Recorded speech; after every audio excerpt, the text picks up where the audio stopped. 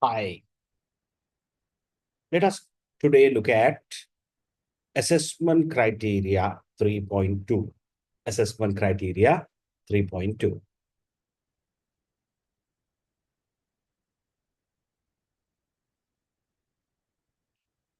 So in this unit, we are going to discuss how responsible marketing practices can support the achievement of business or commercial objectives.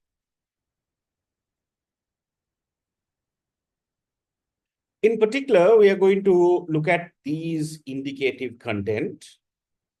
We're going to understand how customer engagement can be built through the ethical, sustainable initiatives that a company can undertake. We're going to look at broader societal challenges, mapping the customer journey and understanding the customer journey. What is that theory? And how can we understand the theory through a responsible lens? Understand the concept of customer lifetime value, how the lifetime value of a customer will increase because of a company's sustainability credentials. Then we are going to look at the challenges and opportunities to drive awareness, educate, and inform.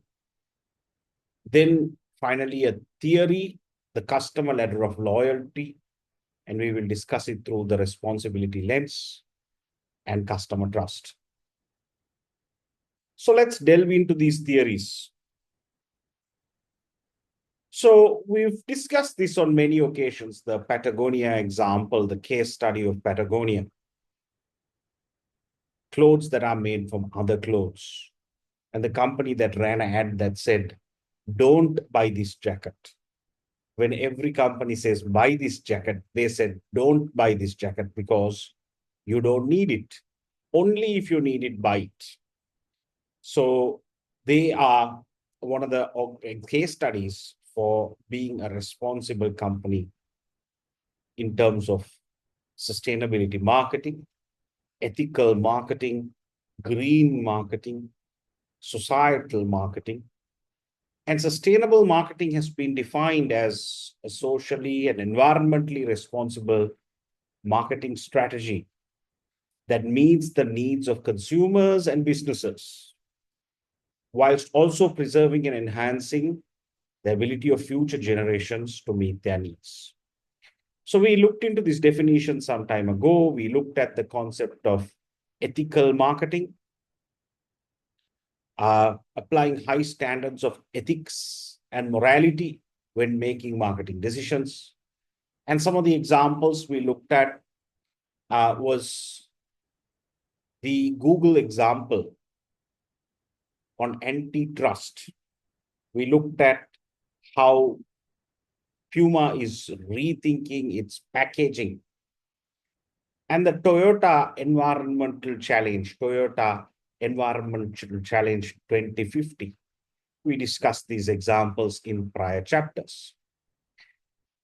And Airbnb is one company that actually has used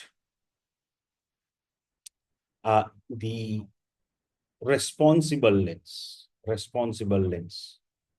with this campaign, the hashtag We Accept campaign. It was launched in 2017.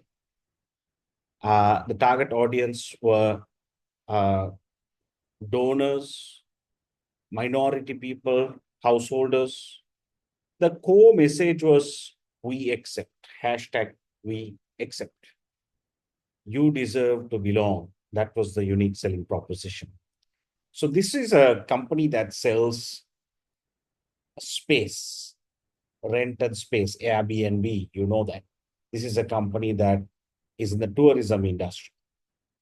So this company shows its involvement in responsibility marketing by undertaking this campaign, We Accept, to show the inclusion, the diversity, and how it engages its customers through the responsibility lens to spread the message that this brand is associated with diversity, inclusion, and there's no racism, no prejudice involved in this brand. So this is a great example. And what they did was they had a campaign so that people could donate to support displaced people. Airbnb's 5-year goal is to provide free short-term housing to 100,000 people in need. To help achieve this goal, Airbnb is partnering with CrowdRise to donate to organizations that are directly providing support today. So you can see how the organization is supporting a cause, raising money, running a campaign beyond its core business to support social obligations and responsible marketing. So Nike also, I have actually seen this shoe on the shelf. Okay, I have seen this shoe on the shelf in the Nike stores, and this is the Nike Air Vapor Max 2020 Flyknit. So this particular design was launched with sustainability credentials in mind. It is the first full-length Vapor Max Air unit to make is made with about 75% recycled materials. So the materials that you see here are recyclable. So it looks a little bit of a funny Nike. Looks a little dirty, looks funny, looks uncoordinated. And Nike celebrated circular design with most sustainable shoe to date. And this was in 2020. So you can see the stats there, made out of yarn of 67% post-industrial recycled content. And it is prominently displayed in their shops. I'm not too sure how it sells. I'm not too sure how it's sold, but the message is very clear. The message is very clear. And there are people who today buy handbags, who buy jackets with strong recycling sort of material, with a strong message. And when they wear it, you can see it is uncoordinated. It's a little ugly, but even celebrities buy them to show their support towards the environment. Google is another company that did that, right? Google Pixel phone case made from over 70% recycled plastic. So you can see it looks a little hideous. The plastic looks a little ugly, but this is recycled plastic, right? So this is Google's contribution to the societal challenges. And I want to talk about, whilst you can engage customers in all these cause-related marketing, green marketing initiatives, you can also understand that a customer will go through a journey when buying a product. So let's understand this theory first. Let's understand this theory first. This is called the customer journey, the customer journey. Now, this example here is an airline, and there are 3 personas here. Teresa, who's 35, a business traveler. Jim is 63, a recent retiree. And Kaylee, 19, a college student. And their experiences are positive and negative, positive marked in green, negative marked in red.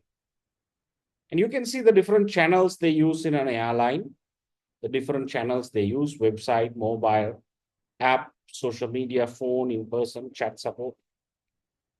And a customer journey has 4 steps. The first step is where you discover the brand, the product, the company. Then you undertake more information and do research. Then you buy. Conversion means you buy. And after sales experience, post-sale engagement, right? So this is an example of a customer journey map for an airline. Let's first understand this theory. Now, Teresa, who's 35, a business traveler, discovers the airline, searches for flights on the desktop through the website, then does more research, look up for prices for specific travel dates. She's a business traveler, so she goes and purchase a ticket conversion. There is no post-sale engagement. Okay, so it's a very straightforward business traveler, travels quite a bit, 2-3 times a month, so knows the industry, the airline industry. Pretty straightforward. Then you have Jim, 63, retired. Let's look at Jim's experience. Jim learns about the airline on the desktop, looks up for prices on the desktop, does more research, compares rates on the desktop, but has a negative experience.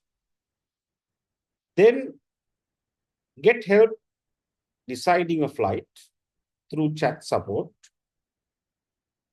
and purchase a ticket on the desktop website, added extra luggage on the phone, and gave feedback to customer satisfaction in person, and read promotional materials on the website. So you can see there has been a negative experience and a positive experience. Now, Kaylee, on the other hand, Kaylee is a college student. Kaylee uses the mobile to search for flights, social media to watch videos about flights, then uses the mobile app to look for travel dates, then uses the mobile to compare rates and look for alternative trains and buses, then has a negative experience in phone, getting help to decide on the flight, has a positive experience buying a flight ticket, and then you can see the journey continues, giving feedback on social media, then on the mobile, read promotional materials, and signed up for frequent flyer programs. Now, what does this teach us? First of all, it teaches us that there are different personas, different types of customers. I hope that's clear. There are young travelers, there are business travelers, and there are retired travelers, all important markets. Then there are, in the customer journey, there are 4 steps, and there are many channels that we serve customers. Think about a bank. There are many channels. It can be in the branch, it can be at the call center, it can be the mobile app, it can be the ATM, it can be when a salesperson of the bank come to meet you. So it can be many channels. And some of them can be positive experiences in the customer journey. Some of them can be negative experiences in the customer journey. Like a supermarket, many counters. So you have so many touch points. The customer goes through many, in terms of a journey, they'll go through many touch points. So our job is to look at these touch points and to create a wow, to create an experience, a unique experience, a differentiated experience in each of these touch points. Now, in doing so, understanding this through a responsibility lens, how can a company engage its customers and sort of share the company's ethical stance, its sustainability stance, its social responsibility, cause-related activities in each of these stages? So the website can display some of them. Also, when you are doing research, you can use that as a strong point of differentiation, your sustainability credentials, your ethical sourcing, and your post sale can also be a point at which you can engage customers with responsibility marketing. So whilst you understand the customer journey, understand at each touch point, at each stage, how do you bring about the message of ethics, social responsibility, and sustainability. That's the responsibility lens, and engage the customers throughout the customer journey. I hope it is clear.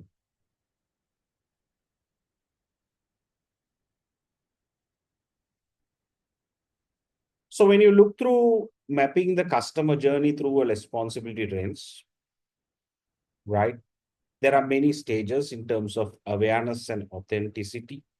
The journey starts by making potential customers aware of the company's sustainability initiatives through transparent and honest green marketing.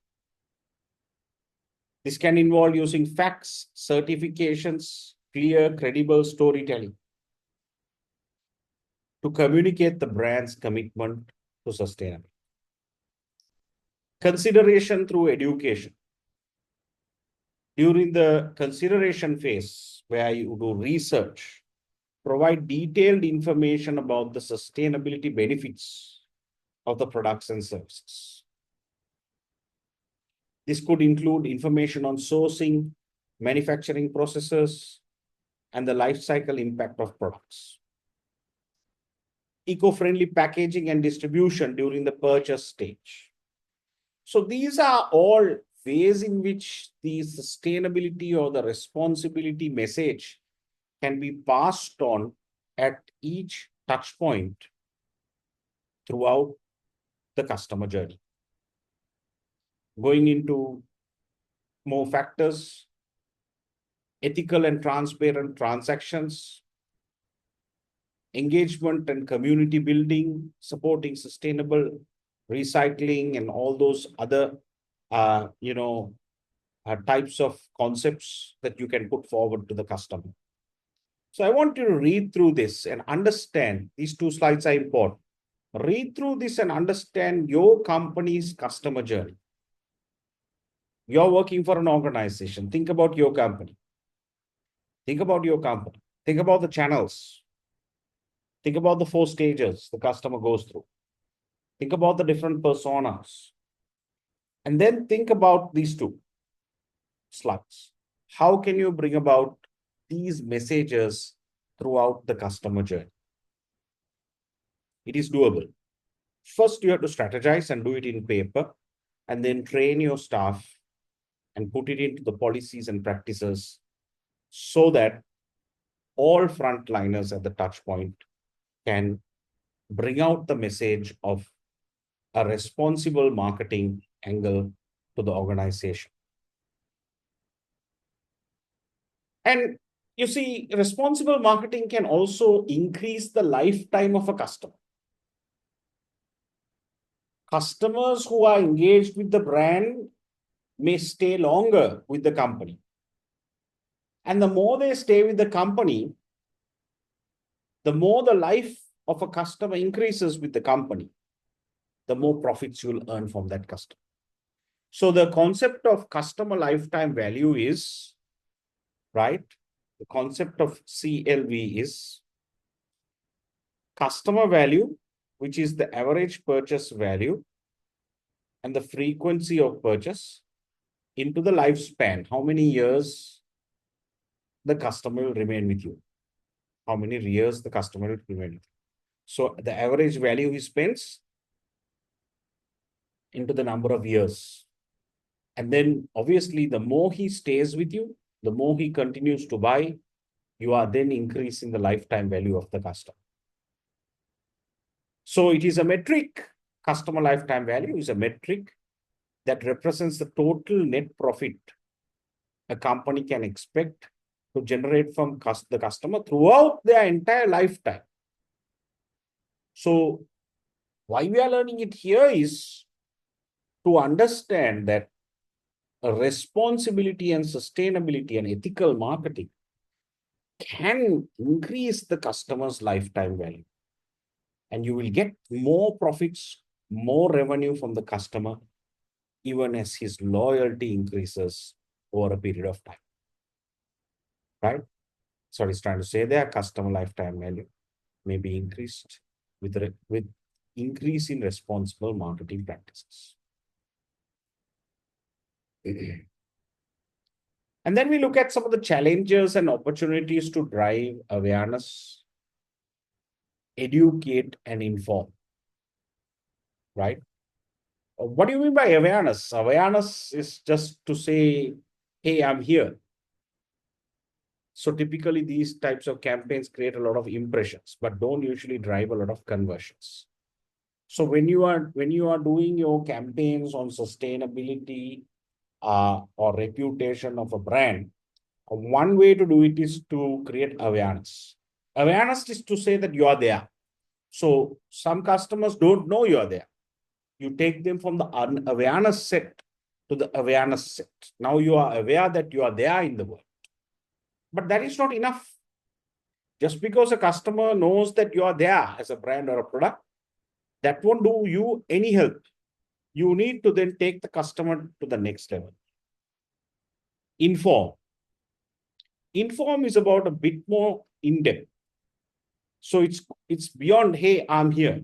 It's, hey, I'm here. I'm also a marketer or entrepreneur. So you are explaining a little bit more. These campaigns usually drive traffic to your brand and result in low to medium conversions. That too is not enough. Then you need to educate. Educate, right?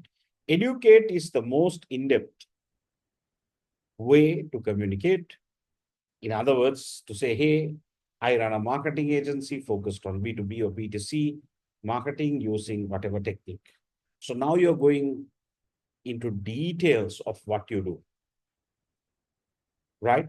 So why we are learning this is to understand that when you are engaging in your sustainability and your responsible marketing messaging, there's no point telling people just simply to, your message just to say that you are there, creating awareness.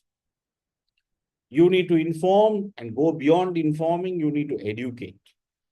And beyond education is to engage. And all these steps are critical. The final theory that we are going to learn is a way in which you can engage. Now, the ladder of loyalty, the customer ladder of loyalty is a theory that you understand this way, right? Let me draw something and show you. So you have a customer. A customer usually is at the first step in the ladder. You're still a prospect. You're still a prospect, not a customer. That means you're not bought the product. You're not bought the product. Now, all of you, before you registered for CIM, you are only a prospect. You are at the lowest level of the ladder. Now you have come into class and paid and registered. So now you're a customer. You have climbed one step in the ladder. Now you are learning and you are doing many modules. You might finish level 4, then go on to level 6. You go beyond the customer, then you become a client. Client is someone who has done business with you on a repeated basis. So if you go to level 6 with us, then you are a client. You're no longer a customer. If you go to level 7 with us, you're a supporter. Supporters who someone who likes your organization and supports you passively, not actively, passively. Good. If someone asks you, you say, right, good. Right? Then advocate is someone, now you have finished your CI. Advocate who recommends you to others. Hey, someone asks you about CIM, you say, go to CCBM. You're recommending, right? Advocate. A partner is the pinnacle. is someone who has a relationship. Here you wait, advocate is you wait till someone asks, where are you studying CIM? Here you don't wait till you ask. You'll proactively say, hey, why don't you go and do CIM? I really like it. As a partner. You feel like you're a director of the business, a shareholder of the business. Now, our job is to get all our customers to climb this ladder. That's called the customer ladder of loyalty. Wow. Let's say if you have 5,000 customers, and if you can get at least 3,000 customers to climb this ladder really fast, then you have customers who are advocates and partners. They are supporters, advocates, and partners promoting your own business. You don't need to advertise. This is why at Cambridge College, we don't advertise. We don't advertise. We only do Facebook marketing and WhatsApp marketing. Rest is everything that comes through advocacy, supporters, and partners. We believe in that. And that is the strongest source of marketing. So here too, in building your loyalty, you can engage sustainability concepts where you build into your customer's mindset the corporate social responsibility activities that you're doing, the community projects you're doing, the sustainability initiatives you're doing, the ethical marketing you're doing, the green packaging you're doing, so that the customers will fall in love with the company more and climb the ladder and become advocates and partners.